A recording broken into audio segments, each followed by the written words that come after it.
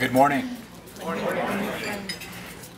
So I'm here today to present the Service Officer of the Year Award and also to introduce today's guest speaker.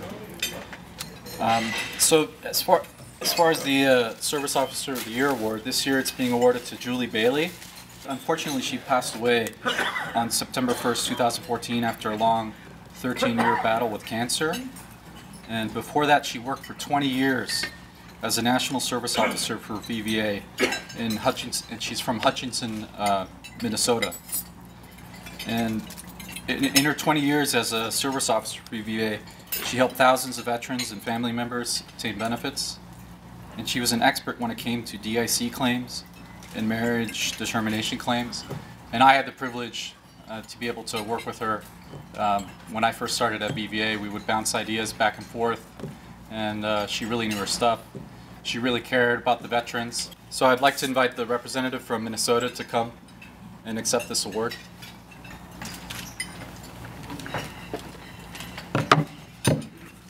I brought Julie with me. I was state president in Minnesota for 10 years, so I knew Julie all the time she was with us. And she was just a wonderful person. And Julie was the type of service rep when you went in and wanted to file a claim, you maybe came in and said, I got PTSD, but Julie made you sit down and write everything down. And I remember I avoided her with putting in a claim for myself for a long time, and I think probably a lot of us were that way. But Julie's family was scheduled to come in, but things showed up at home, and so they asked me to come in and accept the award in her behalf. But Julie was just a wonderful person. She wasn't a veteran, but she heard all the stories, and we had, like gentleman said, we had her for over 20 years, and we were her boys, and Julie loved us all, and we loved Julie, and she wasn't just a service rep, she was just close to all of us. And I know there's people in this room that Julie took care of, especially a Minnesota bunch, my left there. And so, again, on the family's behalf, I want to thank VVA for giving Julie and her family this award. And again, thank you so much for all that you do. And we always figured that we had the best service rep of them all in Minnesota. So she was a great service rep. So thank you so much.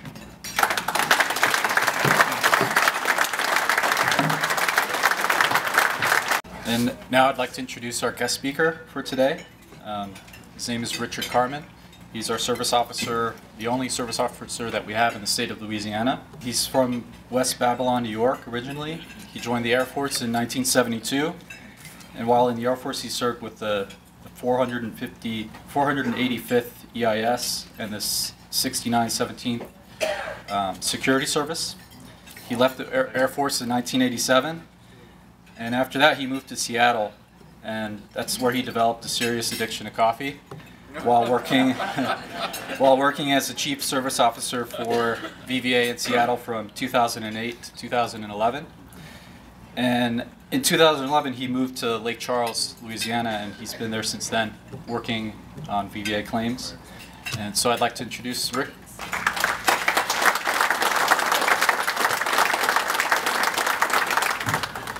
Good morning. Put on my glasses. Not that I can't see you all, I just can't read, and I have to have a cheat sheet to do this. Yeah, when they asked me to do this, Jim Bell called me up, and I wasn't thinking, and I said yeah. And then as soon as I hung up the phone, I had this, like, what did I just do? This is not my forte.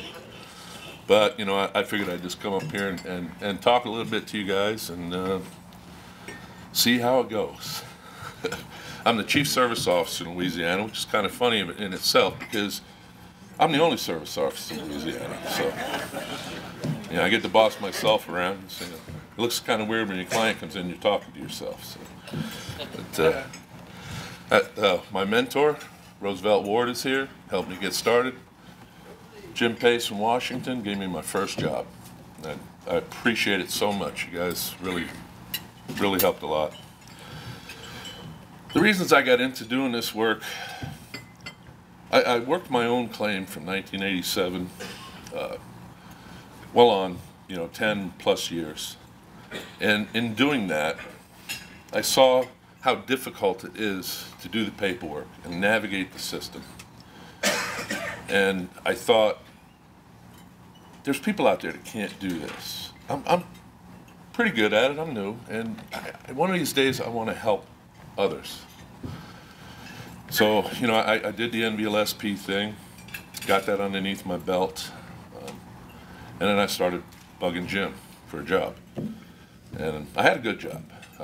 I was a tech working for a big software company, running around the world, installing equipment, but it wasn't what I wanted to do.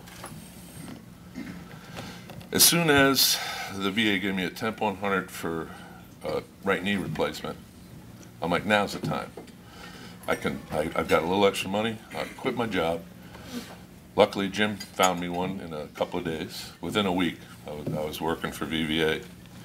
And I've never looked back. I love the work.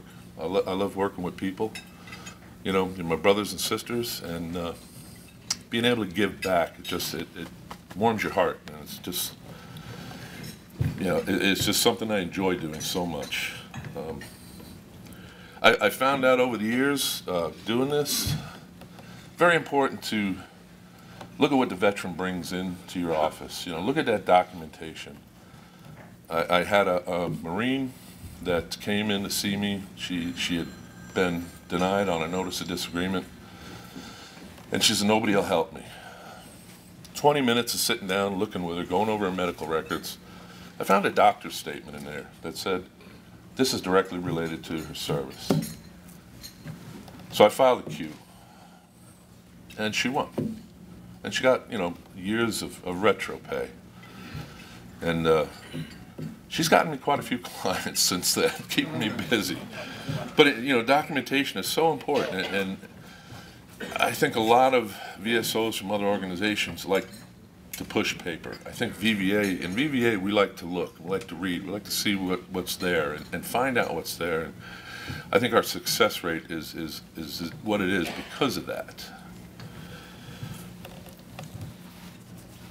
And it's a shame that you run across people like that sit there for years because somebody just didn't look at the paperwork, didn't read it, And one of the things I like to do as a VSO is when a client comes in, I tell them, this is your claim. I'm here to assist you.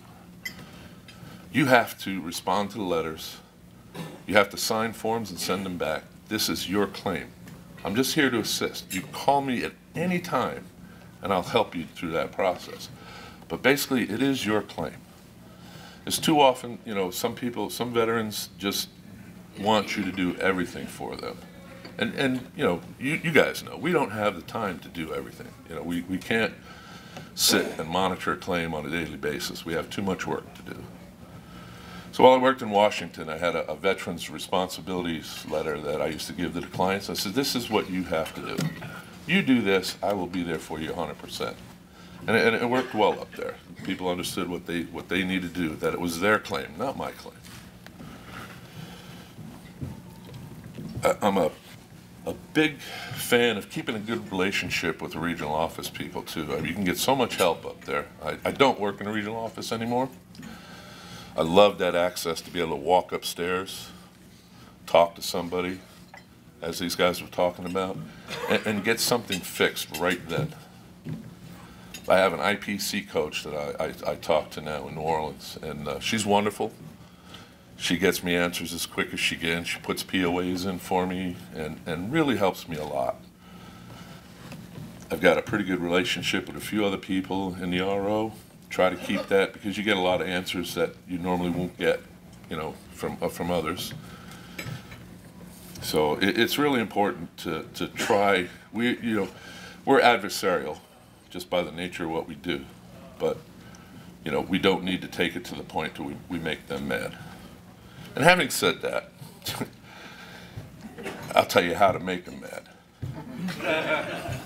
When you're sitting at a sign-off table, as we used to do, now we do it in VBMS, and you've got the MST section right across the way from you, and you're listening to them while you're signing off. And they're talking about, oh, how these women joined the military to find a husband. And now they're filing a claim. Well, I got up, went straight to the coach's desk. So that was one way to make enemies. I had an incarcerated veteran come in, just got out of prison, did all of his paperwork, turned it in on my desk. I sent it up, coordinated with the incarcerated coordinator. He came in 2 weeks later. He's 100% for PTSD. 2 months later, he comes in, still hasn't gotten his money, angry. And so I had to defuse the situation. Told him, go home, I'll handle it. You know, call me later. Called the incarcerated coordinator, and she said, what's he worried about? He's getting money. I said, he's getting $200 a month. Can you live on $200 a month? She goes, he's not a priority, he's getting money. Fine. Only thing I could do is go right to the director. 2 hours later, guy comes in my office, throws the decision on my desk. Here's your damn decision. So I couldn't let him walk out unscathed. But made another enemy at a VA. So, I mean, you know, you need the good relationships. But when it's a good fight, it's okay to step on some toes. You know, I mean, we all learn that over the years.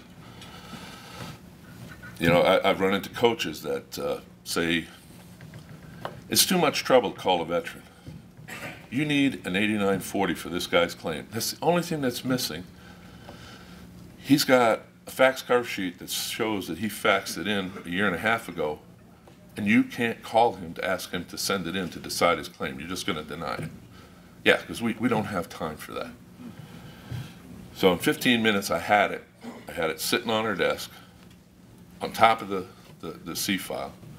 They denied the claim. So, yeah, I went to the service center manager over that one, and it's another enemy of a coach I made. That got fixed right away. But, you know, I've run into a lot of good people in the ROs. You can make some really good friends, some really good allies there.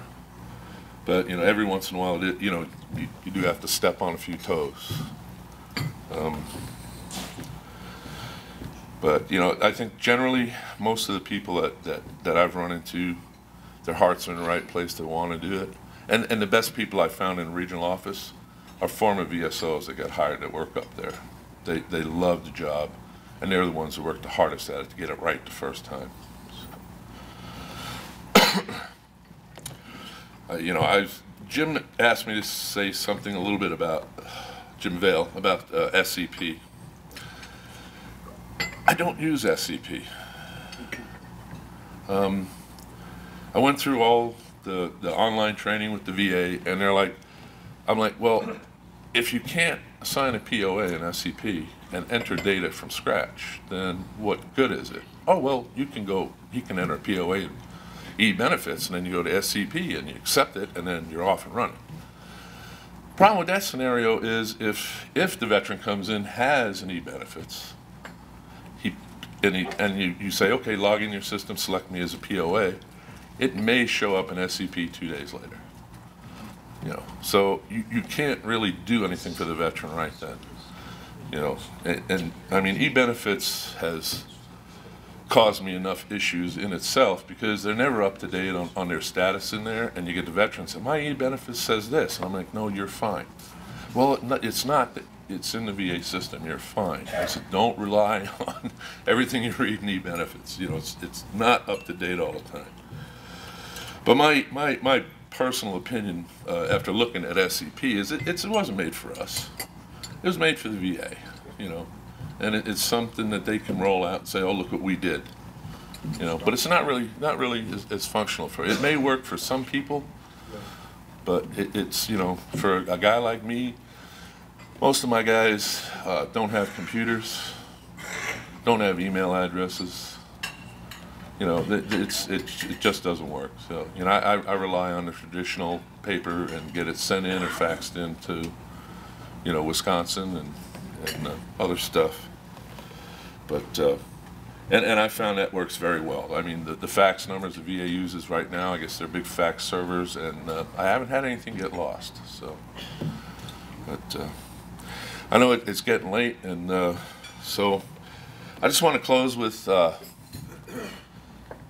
working with VVA has been probably the greatest thing I've ever done.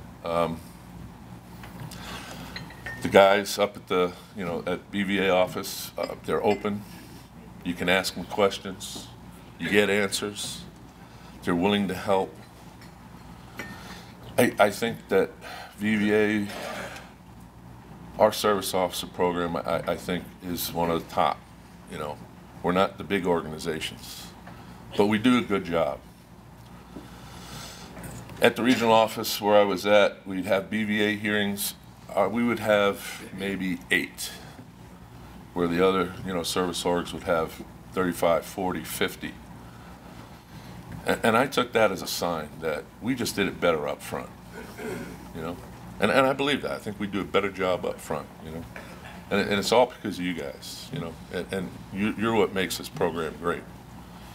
And I love y'all. Love working with you. Look forward to seeing you. And thank you for having me up here.